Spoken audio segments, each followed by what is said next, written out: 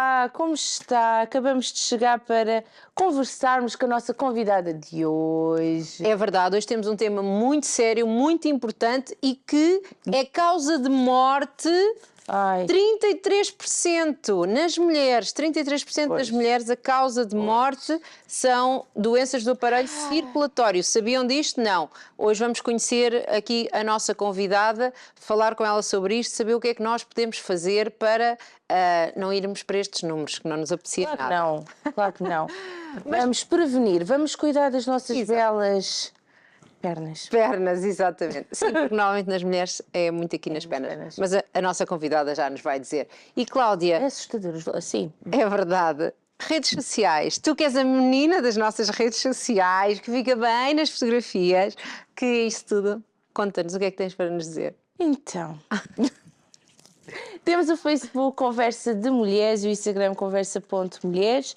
Muita informação, muitas fotos engraçadas, mais sérias, das nossas convidadas. Portanto, tem de seguir as nossas redes sociais. Lá também encontra as páginas das nossas convidadas, conhece o seu projeto e desta forma pode partilhar. Nos Insta Stories são colocados os promocionais, a programação semanal, para que esteja sempre dentro daquilo que vai acontecer no programa semanalmente ou diariamente, que é o caso dos promocionais. No YouTube, canal Curiagos TV, encontra os programas completos, limpos, 55 minutos. É verdade, de conversa, De início ao fim. de boa Começou disposição. bem, acabou melhor ainda. Exatamente. De boa disposição sempre, mesmo hoje que estamos a falar de um assunto que é sério, que é importante, e sim, vamos aqui falar para ajudar a prevenir, falar a importância de tudo isso, mas sempre aqui com um bocadinho, uma pitada de alegria, tem que ser. para animar a tarde, Nossa natureza. para ninguém se deixar dormir a seguir ao almoço, todas essas coisas importantes. Ai, já vos disse, depois de almoçar, dá uma ressoneira. Já disseste, Cláudia. Eu não gosto de café, então bebo um refrigerante. Pronto, eu não sei se isto funciona Mesmo bem. assim, Eu continuo mesmo a assim. funciona. Pronto, exato. Mas quando começa a conversa, passa. Exatamente. Ficas logo preparada para conversar e tudo. E então, já falámos aqui das nossas redes sociais, já falámos do nosso YouTube e hoje que vamos estar à conversa com a doutora Carmo Cachulo, cardiologista, presidente, como já dissemos, não, acho que ainda não dissemos, da Delegação Centro da Fundação Portuguesa de Cardiologia. Vamos ter já aqui hoje, em vez de um separador, um pequeno vídeo Ali, já para começar. mostrar um bocadinho o que é que aqui a Fundação Portuguesa de Cardiologia faz, não é? Da importância de tudo isto. Hoje é um programa sério, nós vamos brincar, como sempre, mas é um Hoje é programa... um programa sério. É sempre seriamente sério, mas animadamente sério. Ah, claro que sim. Então vamos ver este vídeo? Vamos e já voltamos para apresentar a convidada de hoje. Até já.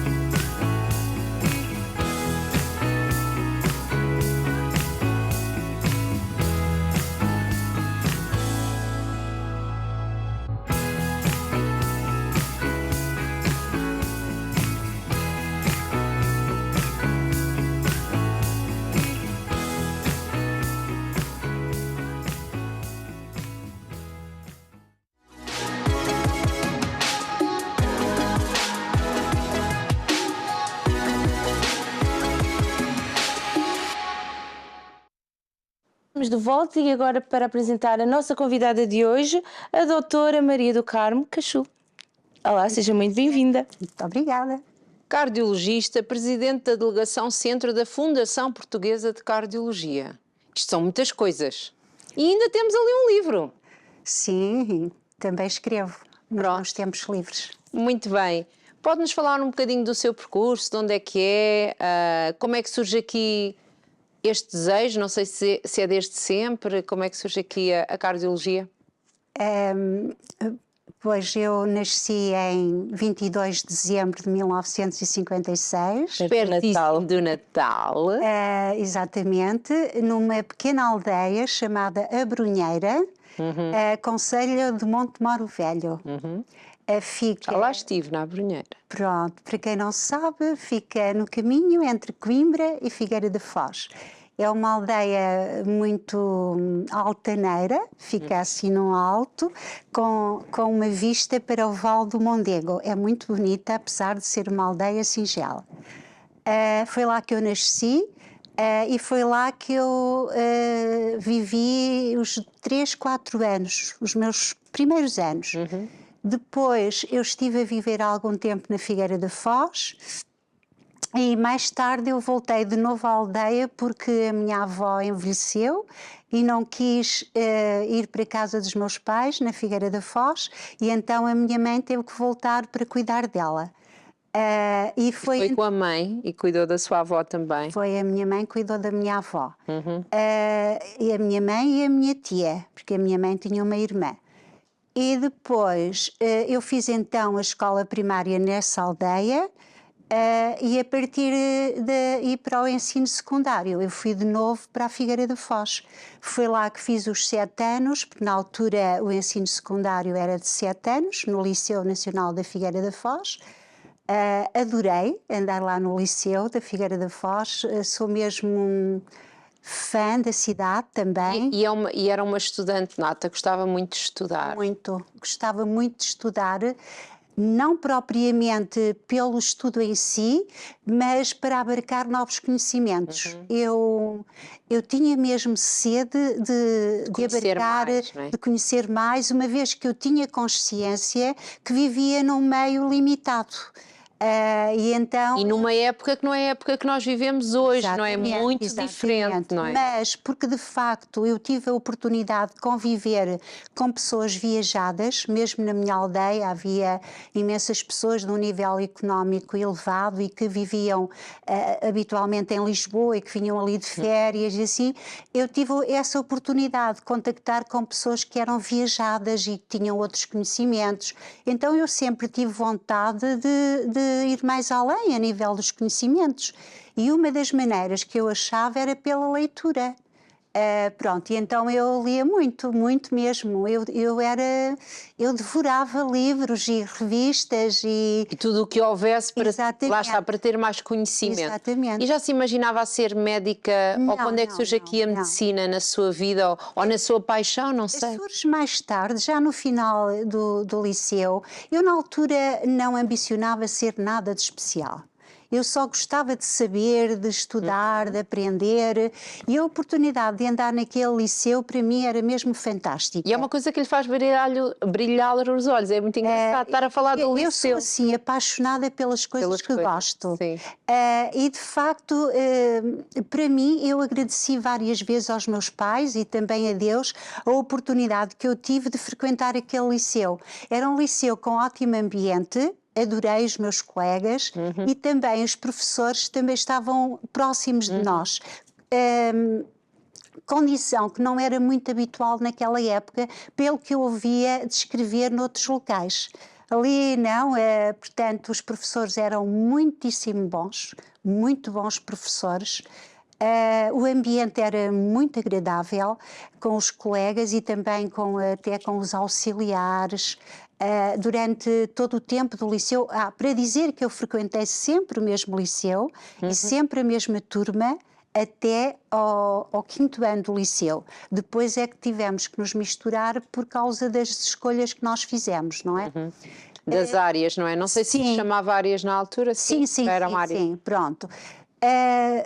Então, já mais tarde, no liceu, eu decidi, eu não era propriamente a medicina, eu gostava de ajudar outras pessoas com alguma coisa do meu conhecimento.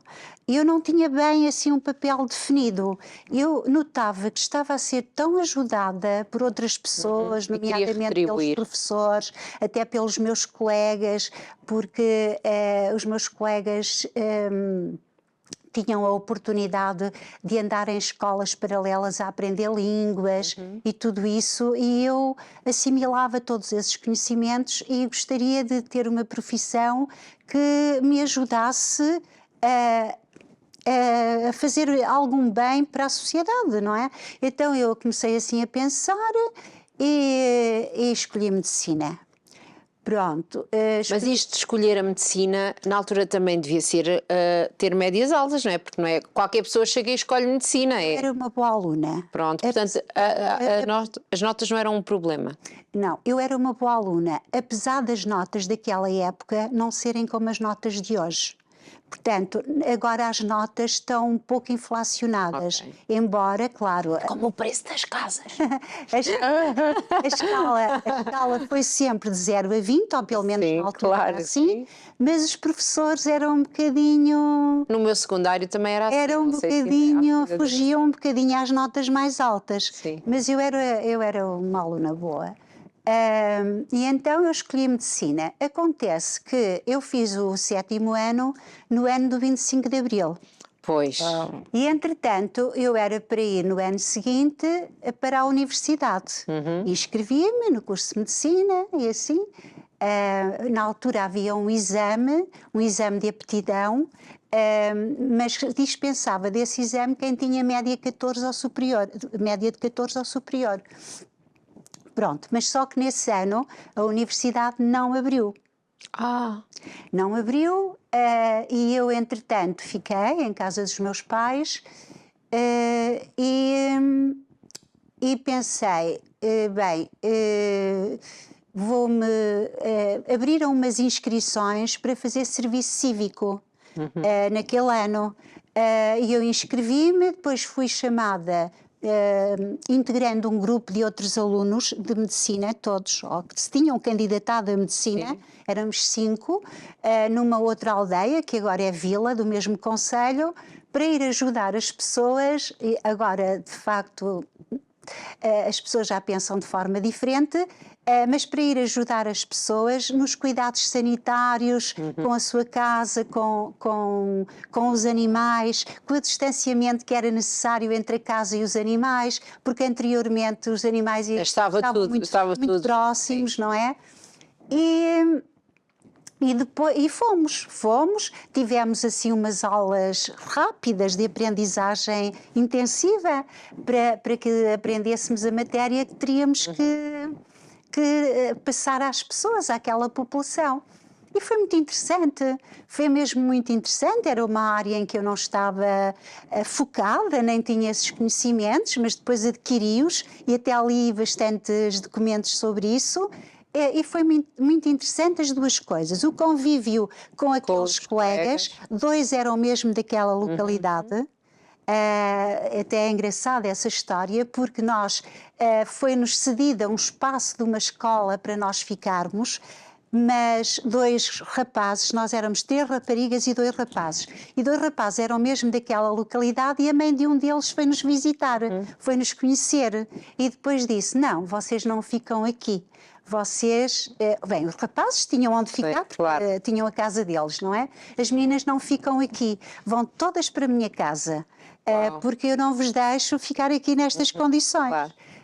Uma senhora extraordinária, que ainda hoje está viva, chama-se Dona Matilde Travassos, e de facto era a mãe do Vítor Travassos, um colega nosso, e ela ganhámos ali uma amizade de família mesmo. Tivemos ali uns meses em casa dela e foi uma amizade de família. Ao fim de lá estar algum tempo, eu tive uma grande empatia e conexão com as pessoas lá da terra e viram que eu tinha jeito para ensinar. Então o que é que as pessoas me pediram? Pediram-me se eu lhes dava aulas à noite para que elas pudessem fazer o 4º ano, na altura a 4ª classe, Sim, sim. porque algumas delas queriam tirar a carta de condução E não podiam. e não podiam porque não tinham a 4ª classe. E eu disse, sim, então vamos a isso. E Isto tudo ainda sem entrar na universidade. sim, naquele ano sabático. Foi quase um ano sabático, era o que eu ia dizer. Foi um ano zero, que é uma coisa muito... Nós fomos com uma tarefa, Sim. mas depois eu arranjei outra. Sim. Porque, pronto, por causa daquela empatia que estabeleci com as pessoas, e as pessoas tinham essa necessidade. E referiu tão bem os seus professores e achou que os seus professores do secundário foram tão importantes para si. Foram. E foi aqui uma maneira também de retribuir isto, fazendo isto por outras foram pessoas. muito importantes mesmo. Adorei os meus professores. Pronto, mas aqui tornou-se um bocadinho também esta, agora a professora... Eu hoje gosto de ensinar. Exato, e sabemos que tem aqui esta forma...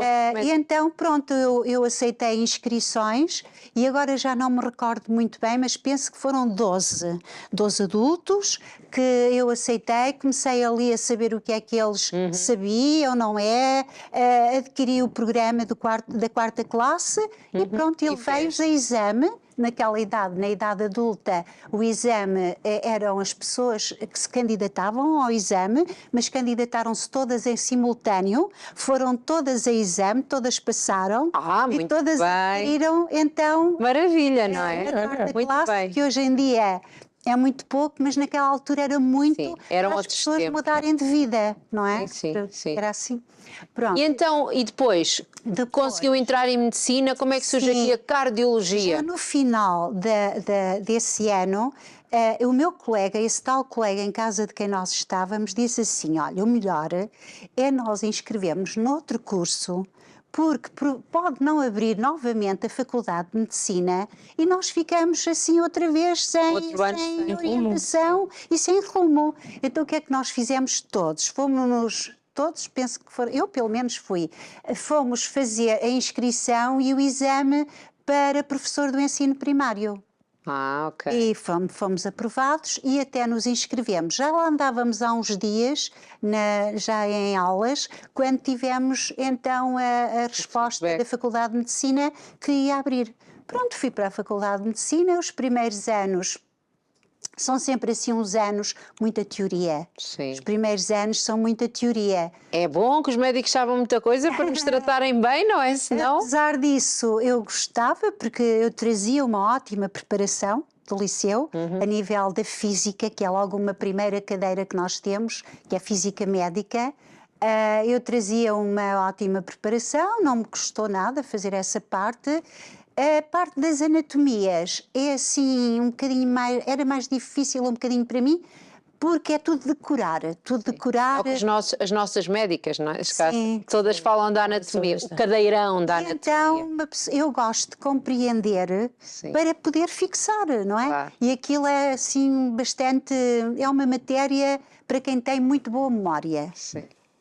Eu pronto, lá fiz tudo, graças a Deus, nunca chumbei em nenhuma cadeira. Fiz as cadeiras todas no seu tempo, no meu ritmo. E pronto, a medicina, concluí então a licenciatura em medicina.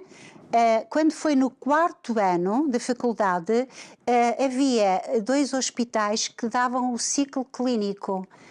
Portanto, os primeiros 3 anos são sobretudo teóricos e depois os últimos 3 anos são muito mais práticos.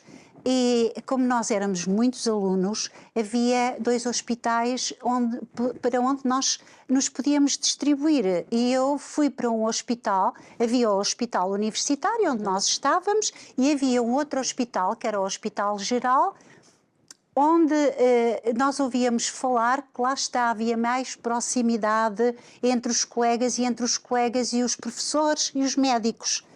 E eu escolhi precisamente esse hospital. Eu e mais 59 colegas escolhemos esse hospital, que é o Hospital dos Covões, em Coimbra. Pronto, eu fui para lá, estive lá esses 3 anos, ao fim de 3 anos concluí então o meu curso, e depois nós a seguir ao curso temos um ano e meio, naquela altura era um ano e meio de estágio obrigatório, em que nós percorremos os diversos setores para termos uma prática geral da medicina, da cirurgia, da pediatria, da ginecologia, e também serve para nós nos inteirarmos e verem o que é a área que gostam mais. Exatamente. Não é? E onde é que a finalidade é completar a nossa preparação agora sob um prisma mais prático. Claro. Mas tem também a finalidade de nós conhecermos um pouco melhor as especialidades e podermos escolher com maior fundamento. Pronto, eu nessa altura fiz então esse percurso e depois, ao fim de um ano e meio, na altura demorava muito o final do nosso estágio e o exame para a entrada na especialidade, porque nós entramos na especialidade através de um exame nacional. E na altura eu ainda não sabia quanto é que ia demorar, mas no caso demorou 27 meses. É muito tempo. Então era preciso escolher um setor para onde ir trabalhar nesse período. Colegas meus escolheram um setor onde tivessem pouca participação, porque era um período de estudo para entrar na especialidade e conseguir uma boa especialidade. Eu, na altura, não tive essa visão, não sei porquê, não me perguntem porque é que eu não tive essa visão. Claro. E fui para um setor onde se trabalhava bastante e onde o professor e o diretor de serviço não nos deu nem sequer um dia para estudar, nem nada. Se quiséssemos estudar, era só no final do nosso trabalho ir lá no hospital, na biblioteca do hospital. Pronto. Mas porquê é que eu escolhi cardiologia? Eu escolhi cardiologia porque eu ainda não tinha a minha especialidade definida, porque também dependia muito da nota do exame, e eu não imaginava que nota ia ter no exame, não é?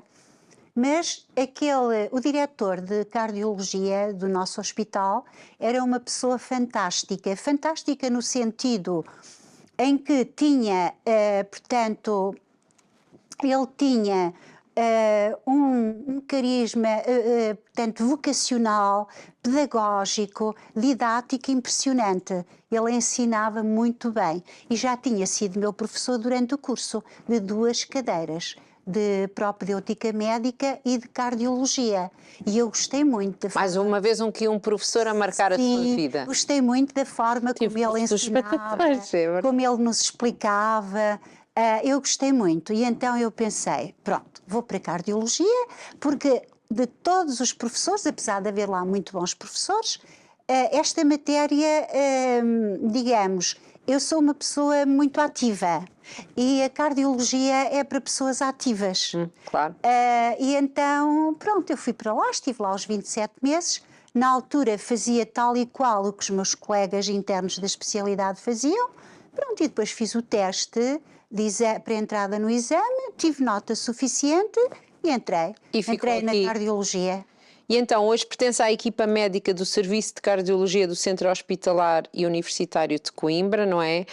Faz essa coordenação, também faz a docência, não é? Também ajuda a formar outros médicos? Sim, a nível desse centro hospitalar que hoje existe, não é o mesmo que existia até há uns anos atrás. Claro. Portanto, nós éramos 2 hospitais, 2 centros hospitalares completamente distintos.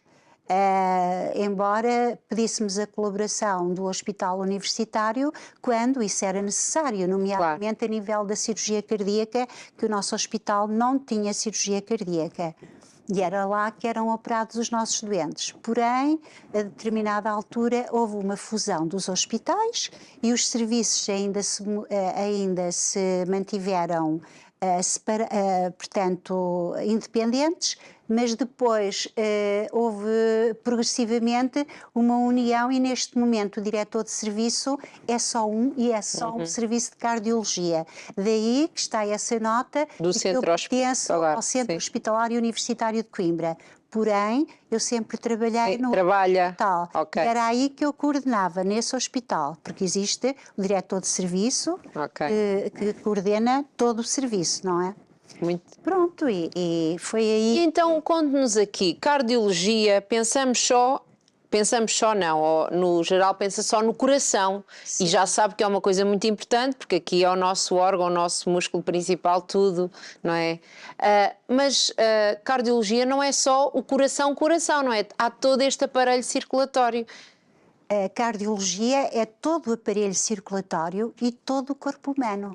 Todo o corpo humano. Há uma interligação entre todos os sistemas que se completam e não podem estar em desequilíbrio. Tem que haver um equilíbrio completo entre a parte mental e a parte física e entre todos os órgãos e sistemas. Não há um sistema que esteja desligado do outro. Está tudo em conexão.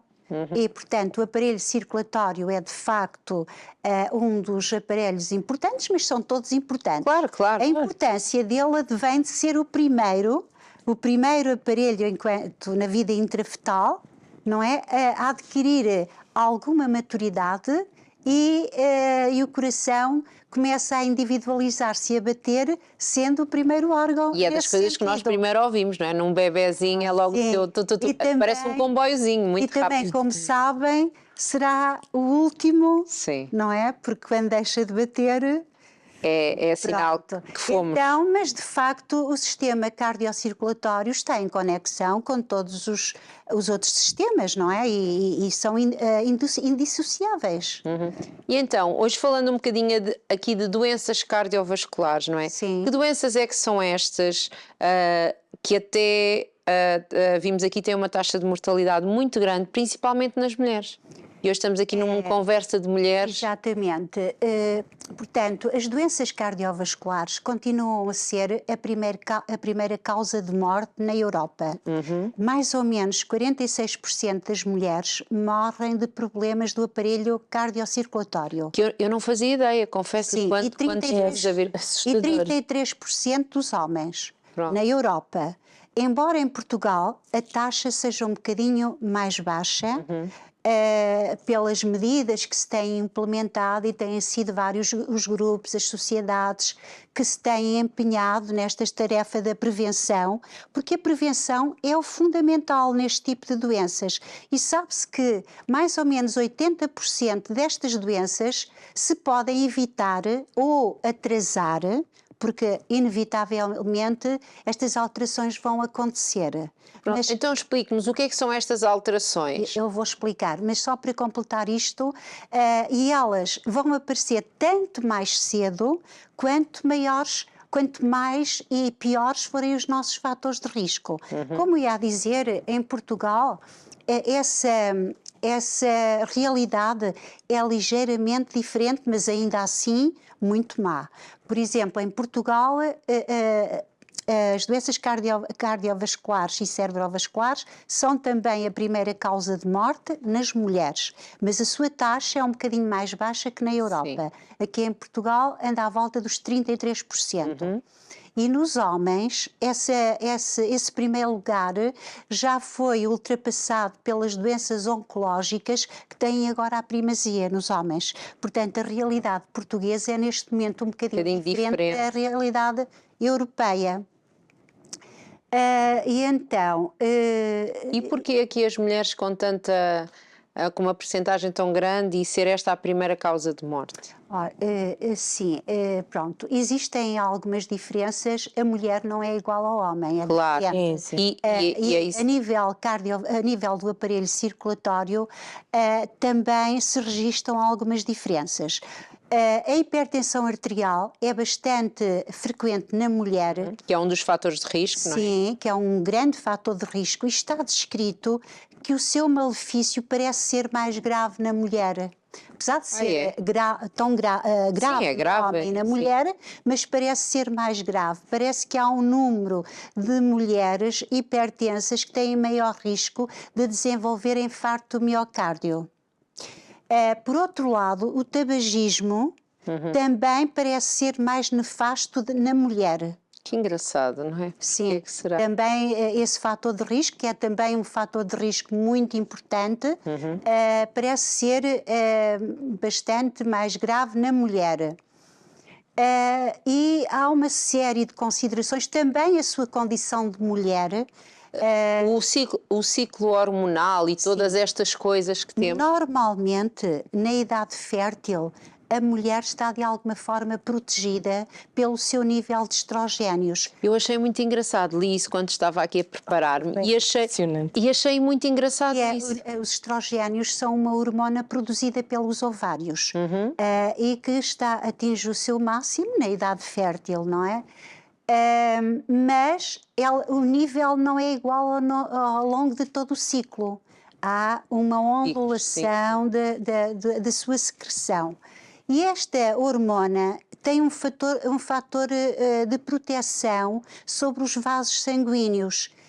Pensa-se que a natureza, de alguma forma, quer proteger a mulher enquanto está na idade de ter filhos e de ter filhos pequenos. Pensa-se isso, mas mesmo assim, durante essa fase, existem algumas mulheres que passam por perturbações. Eu posso falar de a hipertensão na gravidez, Sim. que é ainda assim bastante frequente e presentemente está a ser mais frequente, uma vez que as mulheres têm o seu primeiro filho mais tarde do que anteriormente. E isso condiciona, de facto, o aumento da taxa de hipertensão. Também, talvez pelo mesmo motivo, a diabetes gestacional, ou seja, a diabetes que só acontece na gravidez, a mesma coisa. Também a sua taxa é agora muito maior do que era outrora, em que as mães eram normalmente mães ali pelos 20, 25, 26, 27 anos.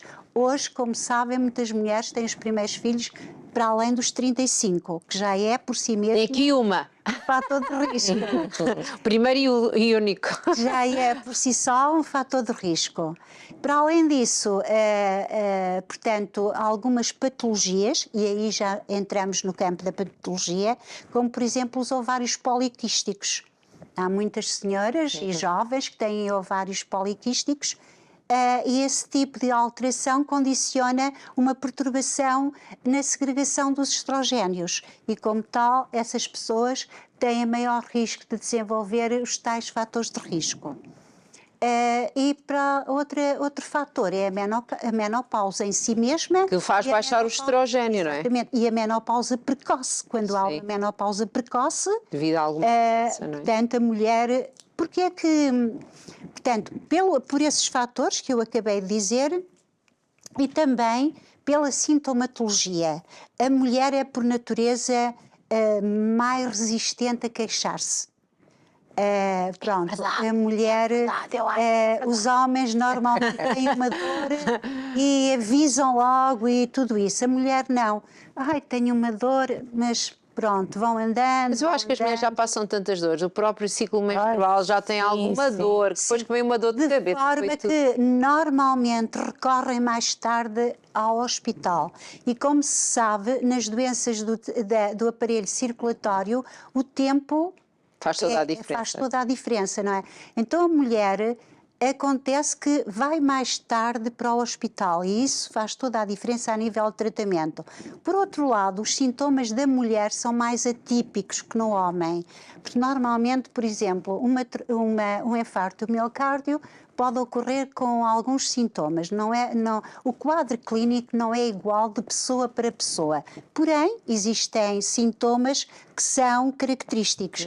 Uma dor no peito forte, tipo facada ou tipo peso, irradiado para o lado esquerdo, ou para o pescoço, ou para o abdômen, ou para os braços. Portanto, é muito sugestiva de ser uma doença isquémica.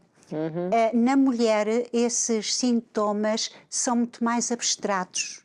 A mulher tem uma dor de barriga, tem uma dor nas costas, tem assim náuseas, pronto. E muitas vezes não é identificado nem pela própria doente e muitas vezes nem pelo corpo clínico. Porque o quadro clínico é assim algo mais atípico.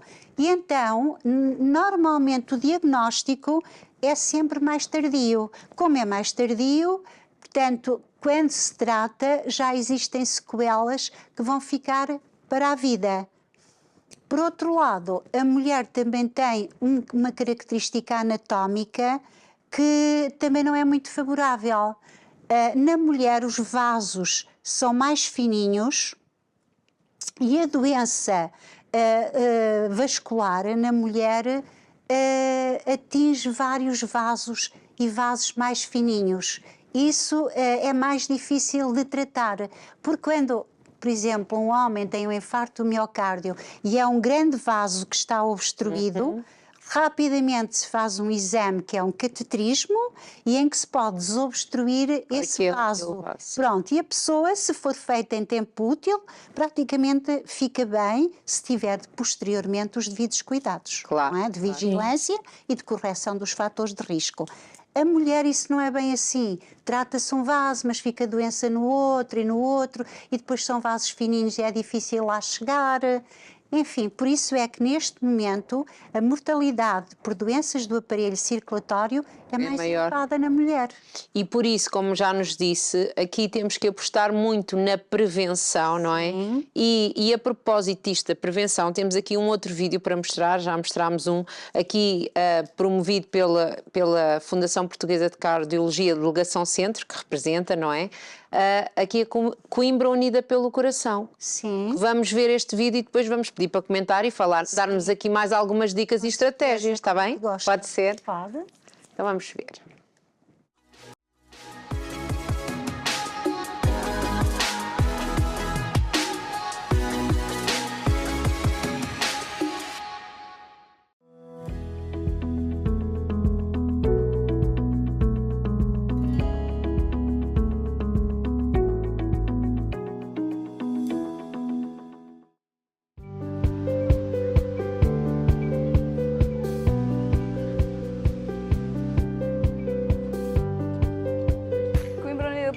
Foi um projeto que surgiu desde 2016, que consegue agregar aqui diversas instituições, nomeadamente os cuidados hospitalares com os cuidados de saúde primários, no fundo, para prevenir um bocadinho as doenças cardiovasculares. Nós sensibilizamos através do cálculo do risco cardiovascular, sensibilizamos as pessoas que, modificando simples fatores de risco, conseguem diminuir o risco cardiovascular. No fundo é esse o mote. Nós apelamos às pessoas para passearem pela cidade de Coimbra, temos vários postos. Nestes postos há diferentes exames complementares que as pessoas podem fazer.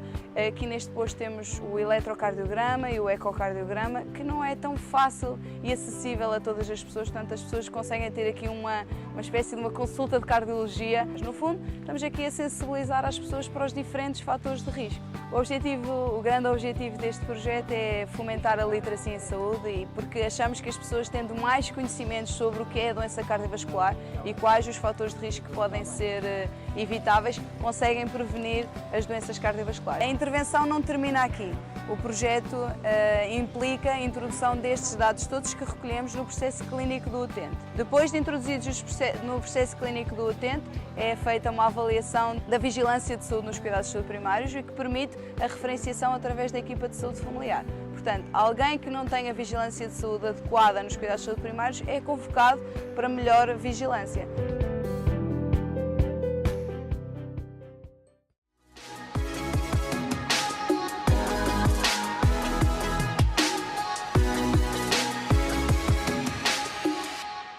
Realmente, estava eu a dizer aqui em off, muito bom. Realmente isto é uma iniciativa fantástica. Sim, de facto é uma iniciativa fantástica. A Fundação Portuguesa de Cardiologia tem várias iniciativas, tudo em prol da prevenção, não é?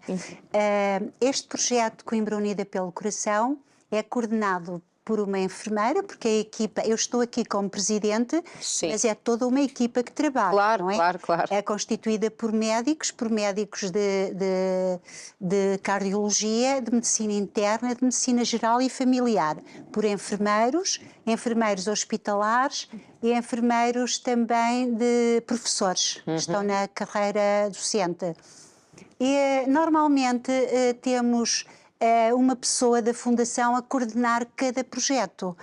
Este projeto é coordenado pela enfermeira Filipa Homem, que é uma enfermeira que trabalha precisamente no Hospital dos Covões, na unidade de cuidados, que era a unidade de cuidados intensivos, agora é a cardiologia, e começou já em 2016. a perspectiva mesmo é aumentar a literacia em saúde, chegar o maior número possível de pessoas através do nosso contacto, não é? E então começaram-se a estabelecer algumas parcerias no sentido de fazermos um todo em Coimbra, e essas parcerias são precisamente o Hospital, a Câmara Municipal de Coimbra, eu não me quero esquecer a Fundação Portuguesa de Cardiologia, a Escola de Enfermagem, a Faculdade de Medicina, portanto, o setor das águas de Coimbra também, a parte de transportes, e acontece em Coimbra no Dia Mundial do Coração, que normalmente que se comemora a 29 de setembro, mas esta ação, portanto, faz-se sempre num sábado próximo dessa data, que é para ter uma abrangência maior, tanto na disponibilidade dos profissionais, como no maior fluxo de pessoas a nível da Baixa de Coimbra. Tem vários focos, tem vários centros, e a pessoa tem o bilhete de autocarro gratuito e para pode, poder de ir. facto, percorrer todos. Num faz-se a pesquisa dos fatores de risco convencionais, da glicémia, da pressão. Pois, eu ia lhe perguntar o que eram estes fatores de risco. Noutro faz-se o eletrocardiograma, noutro faz-se o ecocardiograma, se for necessário. Depois da observação e se notarem alterações, pode-se referenciar para fazer um ecocardiograma. Também se faz a pesquisa digamos, de danos a nível das carótidas.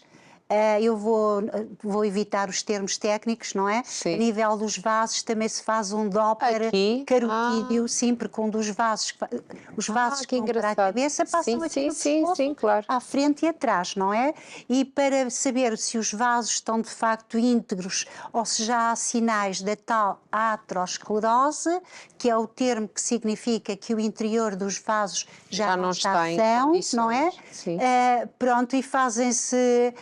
depois tem atividades todas elas ao ar livre, nomeadamente yoga, massagens. Porque, no fundo, aqui também para promover o exercício físico, a atividade, não é? Exercício, vai às atividades físicas. Falando um bocadinho da prevenção, nos fatores de risco, todos são importantes, mas é assim, a doença vascular, portanto, nós temos o coração, que é um músculo, e depois temos os vasos que irrigam o próprio coração, que são as coronárias, e os vasos que saem do coração para todo o corpo.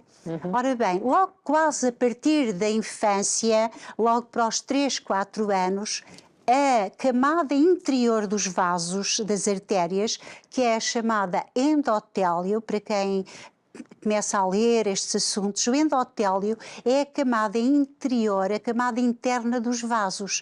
E essa camada é muito lisinha, é assim, o sangue corre de uma forma fluida e com um fluxo circunferencial, não é? E aí vai ele direitinho. Mas logo, após os primeiros anos de vida, esse interior dos vasos começa a apanhar as suas rugazinhas, não é? Para falar rugas aos 3 anos. Lá dentro.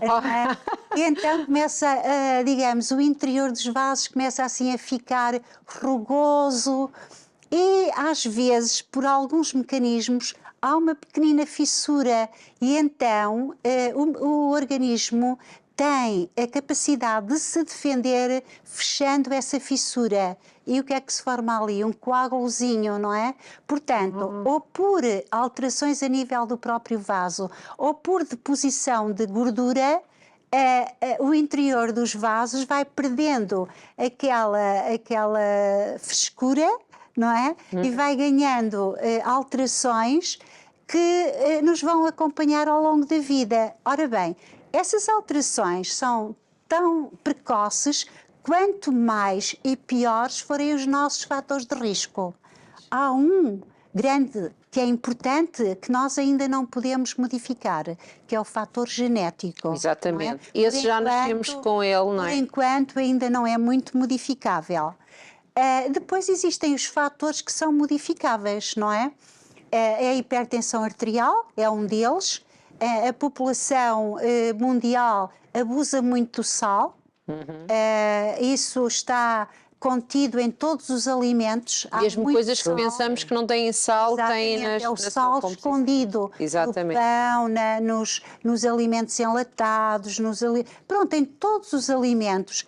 Está lá escrito o teor de sal, mas muitas pessoas nem conhecem o teor de sal e depois está numas letras tão pequeninas, sim. que a maior parte das pessoas nem vê. Lá vai. Portanto, a nossa alimentação tem excesso de sal. Isso é um grande fator de risco para a hipertensão arterial, que por si mesma a hipertensão faz com que o coração tenha que exercer mais força para lançar o sangue e também que essa força seja negativa para o interior dos vasos. Claro, claro.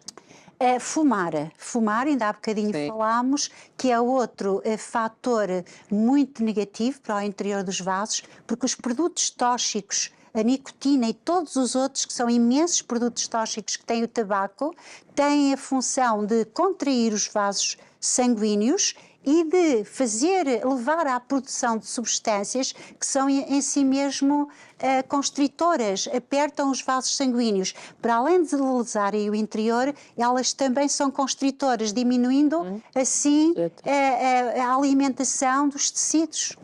Pronto, por outro lado, a dislipidémia, que é, portanto, as taxas elevadas de colesterol, sobretudo o colesterol LDL, que é a fração do colesterol chamada que eles chamamos do mal. O mal da fita, sim, exatamente. E os triglicerídeos, pronto, Sim.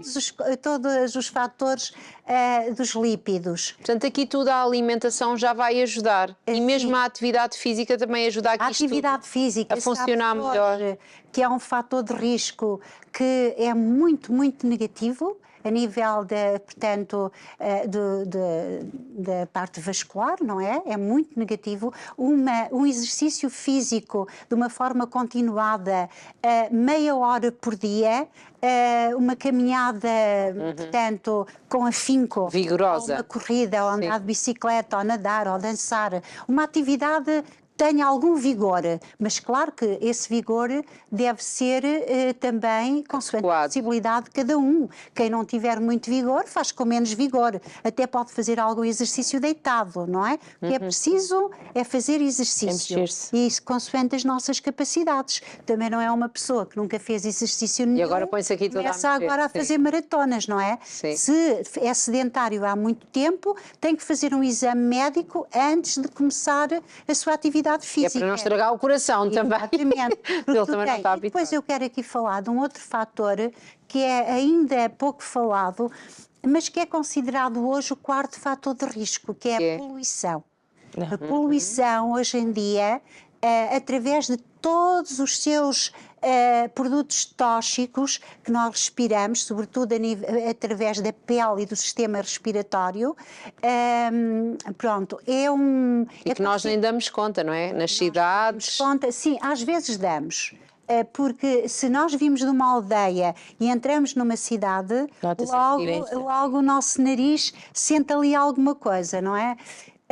E também a poluição de facto começa a ser preocupante, a poluição mundial, particularmente nos países que referi há bocadinho, e convém que cada um de nós tenha algum, digamos, propósito de diminuir essa poluição, a nível de plásticos, a nível da reciclagem.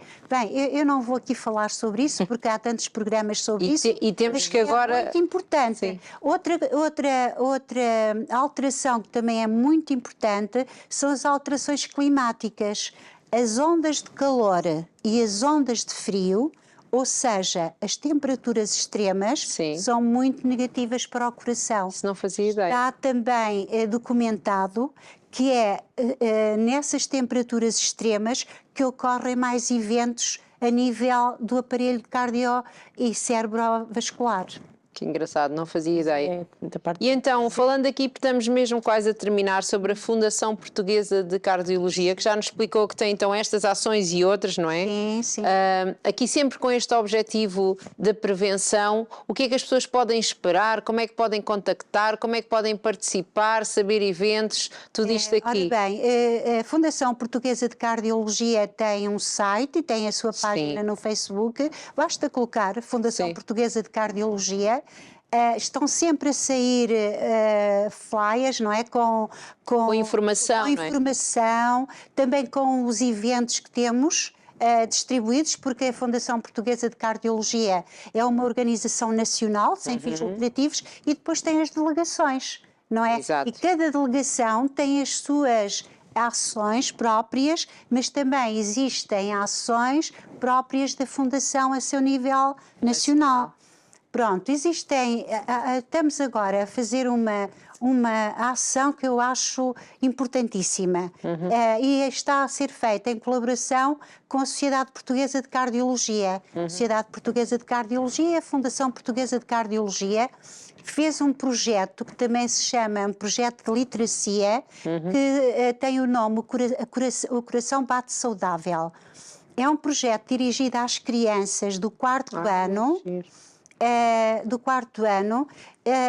às quais é distribuído um livrinho sobre os diversos fatores de risco, um livrinho adequado à sua idade, Claro.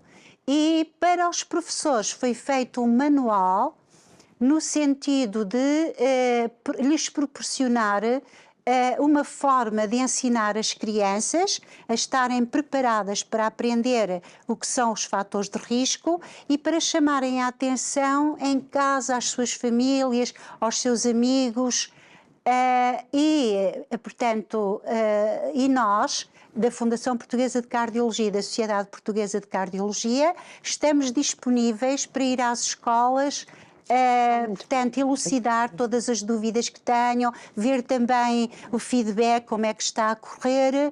Ainda na segunda-feira eu estive numa escola em Coimbra, a Escola Almedina, são agrupamentos escolares, Sim. em que foi muito interessante porque na turma em que eu estive, na turma do quarto ano, existem 7 nacionalidades, crianças de 7 nacionalidades. E isso é muito interessante. A forma como as crianças questionam, eu achei de veras interessante. São muito pertinentes nas suas questões. Eu acho que são mais cumpridores quando a aprendizagem vem de criança.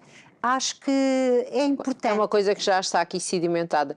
Nós temos já que nos despedir e nem falámos aqui do livro que temos aqui, porque além de cardiologista aqui da Fundação, de dar estas aulas, não é? Ainda tem aqui um tempinho para escrever. Sim, eu gosto muito de escrever e sempre gostei. Mas claro, eu nunca publiquei, a não ser em 2013, quando comecei a juntar, e agora não vou explicar porque não há tempo. Já não temos mesmo que nos escrevi um livro de poesia que é Brincos de Cereja, chama-se Brincos de Cereja. Tudo é reminiscências da minha infância, porque quando era criança na minha aldeia existiam imensas cerejeiras. Sim. Pronto, depois escrevi um sobre aquilo que eu vivi no hospital. Pronto, e não é a parte clínica, é a parte emocional, tanto a minha como da parte dos pacientes. Acho que foi muito interessante esse livro e esse é em prosa, chama-se Um Sopro no Coração. Depois escrevi este, que é Pó de Arroz, e lá está também pelo mesmo motivo, porque o Vale do Mondego é muito rico em searas de arroz. E este é composto de poesia e pequenos contos de quando eu era criança ou de quando a minha mãe era criança. E agora tenho um para sair. E é isso. Depois vem cá nos mostrar esse livro que vai sair. Conversamos mais um bocadinho sobre o coração. Nós temos que correr e nos ir embora, está bem?